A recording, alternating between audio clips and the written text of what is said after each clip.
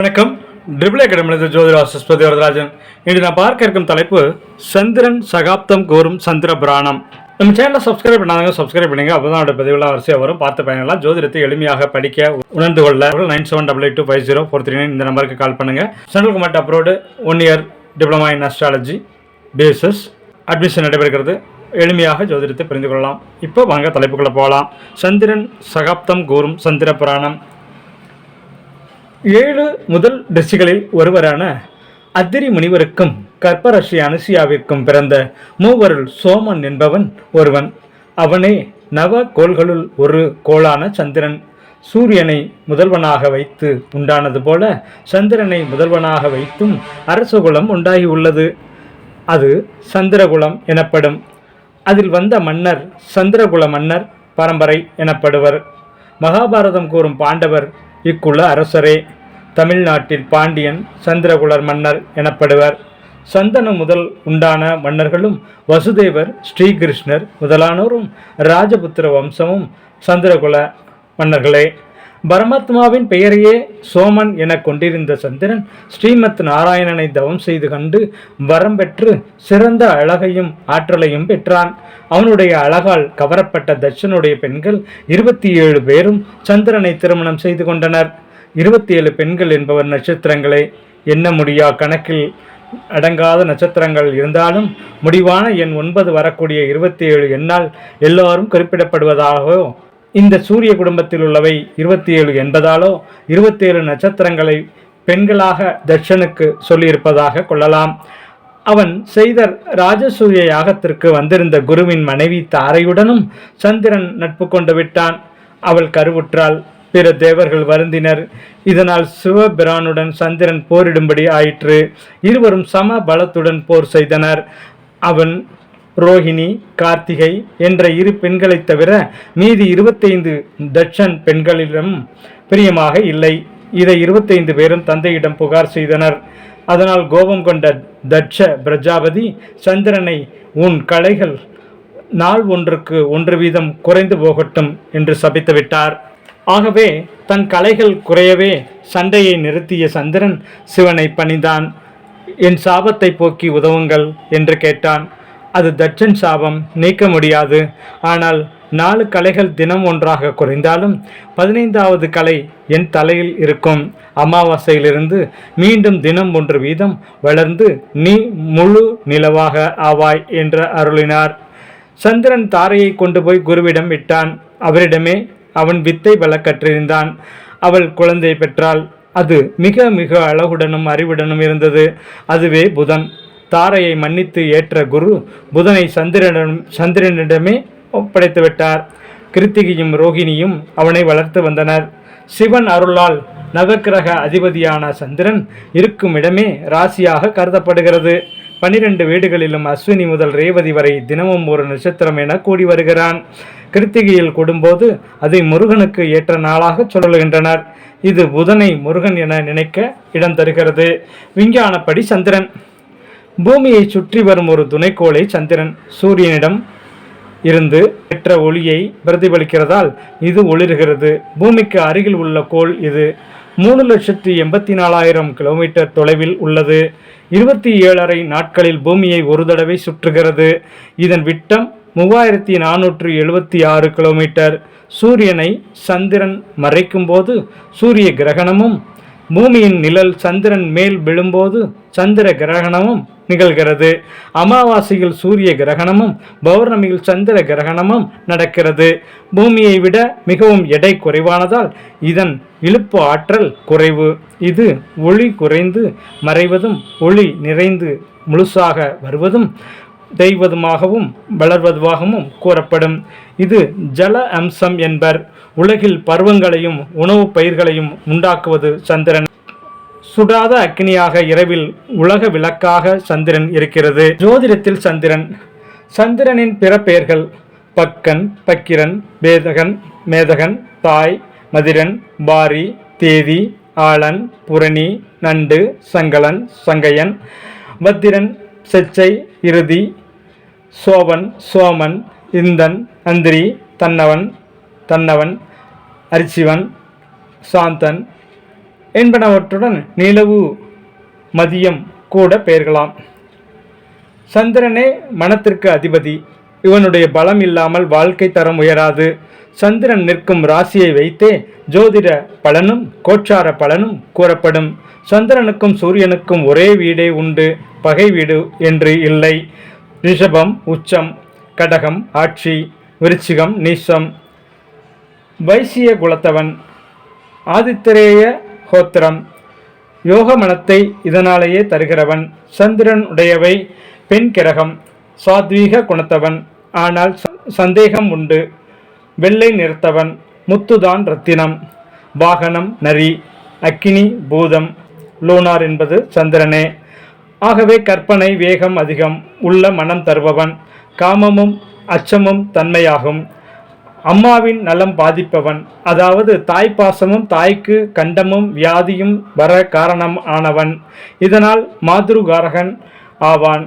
நன்கு அமைந்தால் தாய்க்கு நலம் தருவான். இனிய பேச்சும் யாரிடமும் நட்பும் அருளுவான்.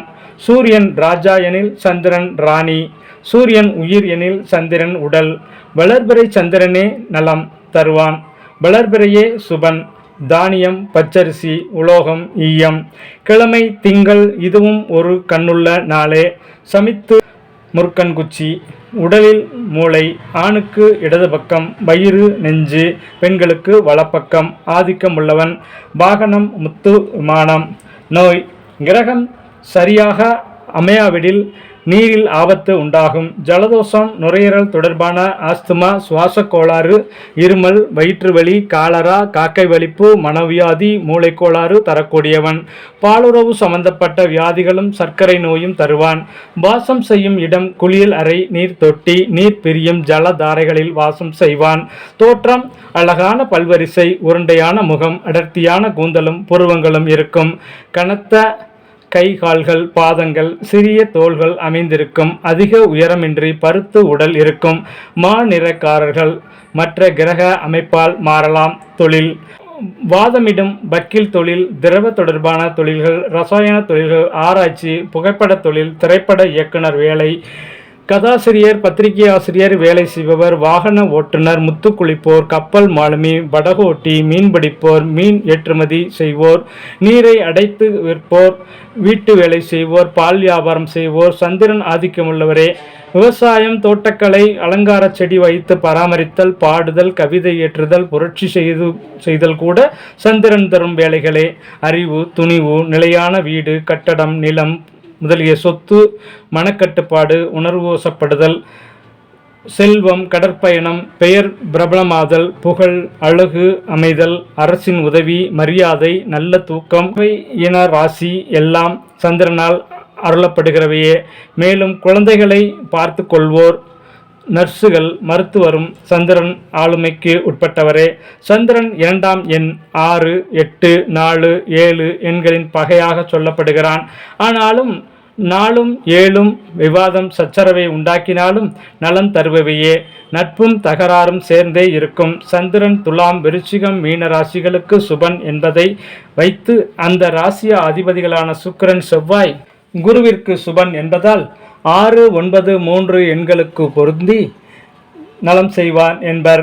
ஆனால் எண் ஜோதிடத்தில் 2ஆம் எண்ணுக்கு 4ம் 7ம் மிக உதவி. 1 சூரியன் உதவுவான், சூரியனும் உதவுவான். சந்திர பழங்கொண்ட இதிகாச நாயகன். தேவர்கள் எல்லாம் மகாபாரதத்தில் அரச ஆவேசம் கொண்ட மன்னர்களை ஒழிக்க பிறந்தபோது சந்திரனுடைய வர்ச்சஸ் ஆற்றல் அர்ச்சுனனின் மகன் அபிமன்யுவாக பிறந்தது. தந்தையை விட பெரிய வீரனாக இருந்த அபிமன்யு குறுகிய காலத்தில் மிக பெரும்புகழ் பெற்றான்.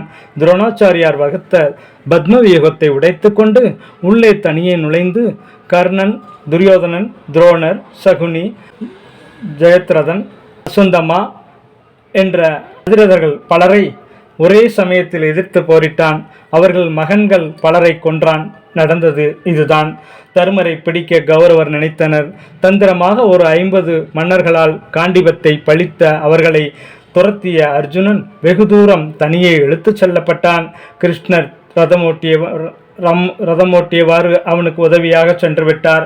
அபிமன்யு தர்மருக்கு காவலாயிருந்தான். அவனை பத்மவியூகத்தை உடைத்து உட்புகு என அவர் ஆணையிட்டார்.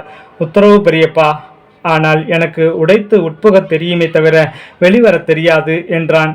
நீ உடைத்து உள்ளே செல், உன்னை தொடர்ந்து பீமனும் நானும் வீரர்களுடன் வந்து விடுகிறோம் என்று ஆணையிடவே வேறு வழி அற்று அபிமன்யு உட்சென்றான். ஆனால் வேறு யாராலும் அவனுடைய வேகத்தில் பின்தொடர முடியவில்லை. தனியாக மாட்டிக்கொண்டான். அர்ஜுனன் உட்புகவும் வெளிவரவும் அறிவான். அவன்தான் இல்லையே. சிவனுடனேயே சந்திரன் எதிர்த்து போரிட்டது போலவே அபிமன்யுவும் தனித்து மகாரதர்களுடன் போரிட்டு வீரங்காட்டினான். உதவியின்றி எதிரிகளின் வஞ்சகச் செயல்களால் நிராயுத பாணியாக கொல்லப்பட்டான். சிறுவயதில் சீக்கிரம் பேரும் புகழை தருவது சந்திரன் ஆதிக்கம். யாராயிருந்தாலும் எதிர்ப்பது, பலமில்லா நிலையிலும் போராடுவது சந்திரன் ஒளியால் இயலும். சந்திரன் 2ஆம் எண் பிறரை முந்தும் போட்டியிடும் தன்மையுடையது. இன்று அரசியலிலும் கவித்துறையிலும் முன்னில் உள்ளவர்கள் சந்திரன் ஆதிக்கம் கொண்டவர்களே. சந்திரனும் சந்திரன் என்பது 2, குரு 3. சந்திரனும் குருவும் கேந்திரத்தில் 1, 4, 7, 10 அமைந்தவர்க்கு கஜகசரி யோகம் என்பர். ஜாதகத்தில் இந்த யோகம் அமைய பெற்றவர்களே கலைஞர், எம்ஜிஆர், ஜெயலலிதா போன்றவர்கள். இப்படி சந்திரனின் நல்ல ஒளி பெற்றோரே பணியில் இருந்திடுவர். நேரு போன்று இன்றைய தலைவர்கள் பலரும் ஆளும் பொறுப்பில் அமர்கிறவர்கள் கடக லக்கணம் அல்லது கடக ராசியை கொண்டவர்களாகவே இருப்பார்கள். ஆகவே சந்திரன் ஆளுகை அல்லது உச்சம் இருந்தால் அவர்கள் நிச்சயம் புகழ் பெறுவர். குடும்பத்திலாவது கூட அடக்கி ஆண்டு ஆட்சி செய்வர். கடவுள் கண்ணனும் கடக லக்கணமே. 2ஆம் எண் சரியானபடி அமைந்தால் காதலில் வெற்றி, காமசுகம், புகழ், செல்வம், ஆற்றல் உண்டென அறியலாம். மாமாவுடன் சண்டை வரலாம். பெண்கள் சங்கதியில் மனம் தடுமாறலாம்.